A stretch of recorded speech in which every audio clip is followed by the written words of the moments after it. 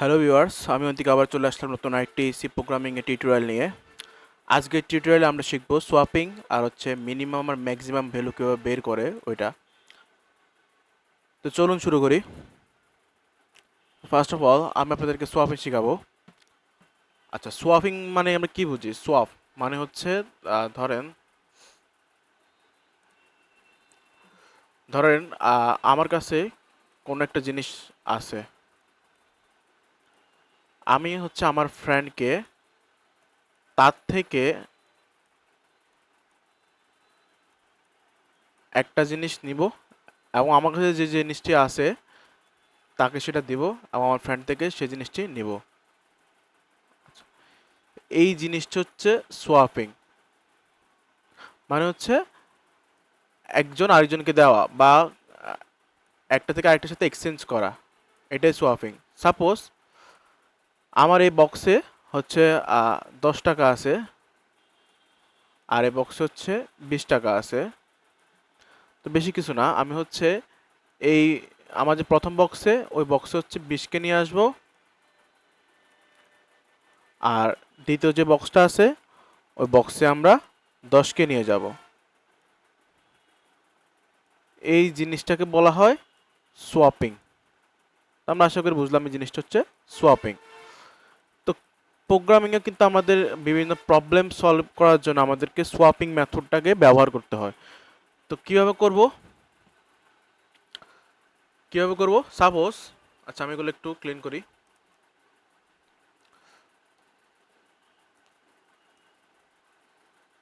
Suppose আমার কাছে variable আছে, আমার কাছে দুইটা ভেরিয়েবল আছে। একটা ভেরিয়েবল হচ্ছে এ, আমি একটা এ ভেরিয়েবল নিলাম, আর একটা হচ্ছে বি ভেরিয়েবল নিলাম।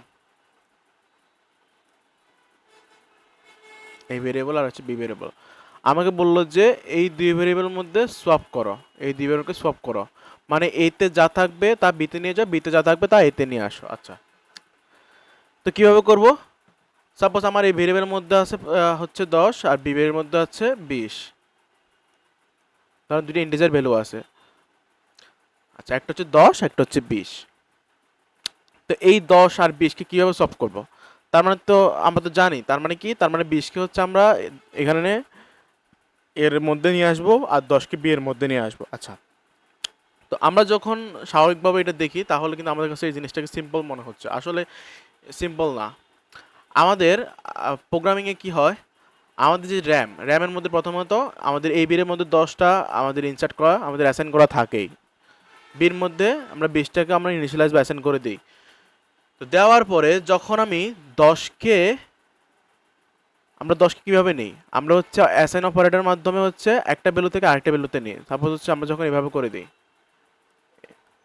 মানে এ ভ্যালুর মধ্যে বি ভ্যালুটাকে নিয়ে আসছে।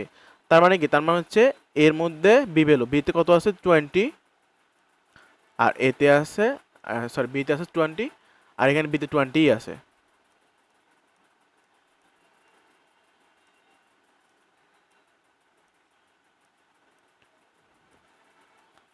দেখেন তো, তাহলে কি হয়েছে? তাহলে হয়েছে যে আমাদের এখানে যে 10টা ছিল এই 10টা কিন্তু গায়েব হয়ে গেছে। আমরা কি করলাম? আমরা অ্যাসাইন করলাম। আমাদের তো আর কোনো কাজ করতে পারবো না, তাই না? সোয়াপ করার জন্য কি করতে হবে? আমাদের তো একটার মধ্যে আরেকটা আনতে হবে। তো একটার মধ্যে আরেকটা আনার জন্য আমরা যে অপারেটরটা ইউজ করি ওটা হচ্ছে অ্যাসাইনমেন্ট অপারেটর। মানে একটা ভ্যালুর মধ্যে আমরা একটা ভেরিয়েবলের মধ্যে আমরা আরেকটা ভেরিয়েবলের মান স্টোর করব বা কপি করব, এটা কপি করবো বলে। আচ্ছা, তো যখনই আমরা এই যে বি ভেরিয়েবলের মধ্যে যেই ভ্যালুটা ছিল, যে বি ভেরিয়েবলের মধ্যে যে ভ্যালুটা ছিল, এই ভ্যালুটাকে যখন আমরা এই ভেরিয়েবলের মধ্যে আনতে চাইছি, সেক্ষেত্রে কি হয়েছে? সেক্ষেত্রে সেক্ষেত্রে আমাদের বি ভ্যালুর মধ্যে যে 20টা ছিল এই 20টা আমাদের এই ভ্যালুর মধ্যে চলে আসছে, কিন্তু আমাদের বি ভ্যালুর মধ্যে 20 আছে। আচ্ছা, তার মানে আমাদের এখানে এ আর বি যে দুইটা ছিল এই দুটার মধ্যে আমাদের 20 চলে আসে, তার মানে আমাদের এখানে 10টা আর নেই। তো এখন এই 10টা স্টোর যদি আমরা না করতে পারি তাহলে তো আমাদের সোয়াপিং পারফেক্টলি হবে না। তো এই সোয়াপিংটা করার জন্য আমাদেরকে আরেকটি ভেরিয়েবল নিতে হবে। কেন? কারণ আমাদের যে 10টা আছে এই 10টাকে আমরা ওই ভেরিয়েবলের মধ্যে স্টোর রাখবো, যেন এই ভেরিয়েবলের এটা হারিয়ে না যায়। তো আমি আরেকটি ভেরিয়েবল নিলাম টেম্প নামে। টেম্প নামে আরেকটি ভেরিয়েবল নিলাম, যেই ভেরিয়েবলের মধ্যে আমি এর ভ্যালুটি কপি করে রাখলাম। আচ্ছা, এখন যখন আমি সোয়াপ করব তখন কিভাবে করতে পারি দেখেন তো।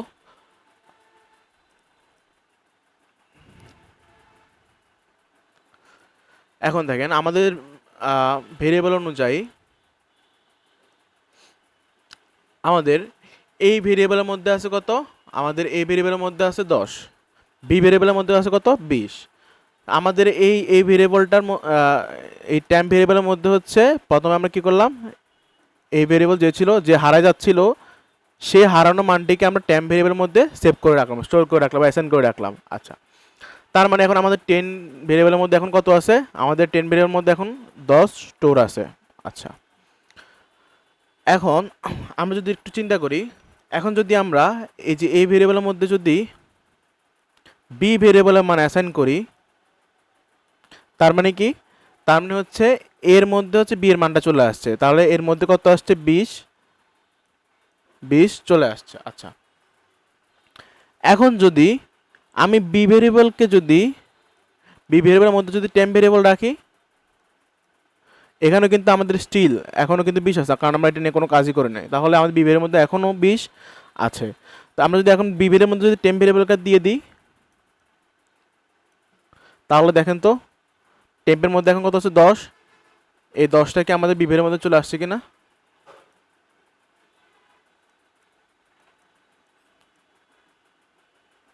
সিম্পল। আচ্ছা, তার মানে হচ্ছে এভাবে হচ্ছে আমরা সোয়াপিংটা করব। তো আমি আবার ক্লিয়ার করবো আপনাদেরকে। তো কি হচ্ছে এখানে, প্রথমে হচ্ছে আমরা আমরা দুটি ভেরিয়েবল নিলাম, আমাদের কাছে আমাদের যে দুইটি ভেরিয়েবল আছে দুইটি ভেরিয়েবলকে আমরা সোয়াপ করব।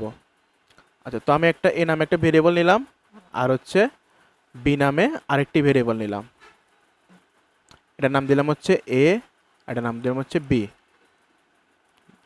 আচ্ছা, তো এর মধ্যে হচ্ছে আমি 10 স্টোর রাখলাম, আর বির মধ্যে হচ্ছে 20 স্টোর রাখলাম। তো আমরা এতক্ষণ থেকে এটাই শিখলাম যে যদি আমরা কোনো ভেরিয়েবলের মধ্যে কোনো ভ্যালুটাকে আরেকটি ভেরিয়েবলে অ্যাসাইন করি, তাহলে ওই ভেরিয়েবলে যে মানটা থাকবে ওই মানটা কিন্তু রিপ্লেস হয়ে যে ভেরিয়েবল থেকে আমরা অ্যাসাইন করতেছি ওই ভেরিয়েবলের মানটা চলে আসবে। মানে আমরা যদি 20কে আমরা যদি বি ভেরিয়েবলের মানটাকে যদি এই ভেরিয়েবলের মধ্যে রাখতে চাই সোয়াপ করে, তাহলে আমাদের এই যে এই ভেরিয়েবলের মানটা এটা এই ভেরিয়েবল মানটা হারায় যাবে, এই ভেরিয়েবলের মধ্যে 20 আমাদের চলে আসবে এবং এই ভেরিয়েবল মানটা হারা যাবে।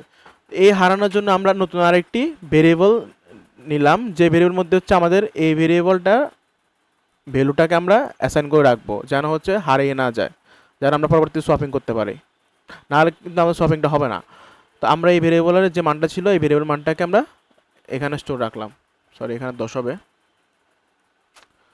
আচ্ছা, এই 10টাকে আমরা এখানে রাখলাম, এটা টেম্পোরারি ভাবে রাখলাম। আচ্ছা, তাহলে আমাদের যখন বি এর মানটা আমরা একে দিয়ে দিব, আমাদের যখন বি এর মানটা যখন আমরা একে দিয়ে দিব, মানে হচ্ছে এ ইকুয়াল টু যখন বি করে দিব, তখন হচ্ছে আমাদের এই বক্সের মধ্যে 20 চলে আসবে, এই বক্সের মধ্যে চলে আসবে কত 20, মানে এতে হচ্ছে বি এর মানটা চলে আসছে, অ্যাসাইন হয়ে গেছে। আচ্ছা, তার মানে আমাদের এখানে দুইটাই 20 আছে, তাহলে এখন আমাদের চিন্তার বিষয় নাই, কারণ হচ্ছে আমাদের 10টা এই টেম্পের মধ্যে স্টোর আছে। এখন আমি যদি এই টাইম ভেরিয়েবলের মধ্যে আমি যদি বি এর মান, এখন তাহলে বি এর মান কত আছে 20 আছে, আমাদের এখন করতে হবে কি বি এর মানটা 10 করতে হবে, তাই না, কারণ এটা সলভ করতে হবে, তো সলভ করলে তো এটা উল্টো হবে। তাহলে আমরা বি এর মধ্যে যদি এখন এই টেম্পের মধ্যে যে 10টা আছে 10টাকে দিয়ে দিই, তাহলে তো আমাদের সলভ হয়ে গেছে, তাহলে তো আমাদের সলভ হয়ে গেছে। তার মানে এখন আমাদের এই যে বি এর মানটা এখানে চলে আসছে, আমাদের টেম্পের যে মান টেম্পে কত আছে 10, এই 10টা এখন আমাদের এখানে চলে আসছে। দেখেন তো পারফেক্টলি সলভ হয়েছে কিনা। এটাই হচ্ছে সোয়াপিং। আমি আসলে আপনাদেরকে মেথডটা বোঝাতে পারলাম। তো আমরা যদি এখন কোড করি, সেম কোডটা আমরা জাস্ট এখানে তুলে ধরবো। তো সাপোজ আমরা কি করব, তিনটা ভেরিয়েবল নিব, একটা হচ্ছে ইন্টিজার এ বি, আরেকটা হচ্ছে টেম্প নামের একটি ভেরিয়েবল ডিক্লেয়ার করলাম। এই ক্ষেত্রে আমাদের সোয়াপিংয়ের প্রথম শর্ত কী ছিল, প্রথম শর্ত ছিল আমাদের টেম্প ভেরিয়েবলের মধ্যে এই ভেরিয়েবলের মানটাকে আমরা কপি করে রাখবো। আচ্ছা, এরপরে আমরা এই ভেরিয়েবলের মধ্যে বি ভেরিয়েবলটাকে নিব, দেন হচ্ছে বিতে আমরা হচ্ছে আমাদের টেম্পের মানটা রাখবো।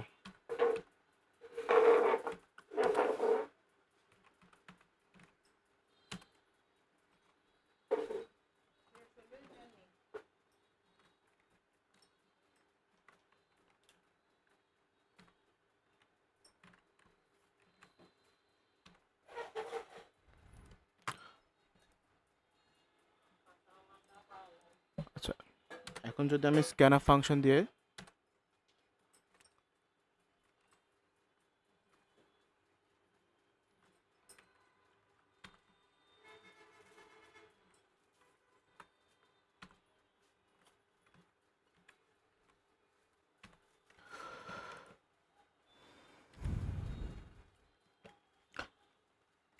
বিশ আর হচ্ছে 10, দেখেন তো আমাদের পারফেক্টলি সলভ হয়ে গেছে। তাহলে এটা হচ্ছে আমাদের সলভ ফাংশন।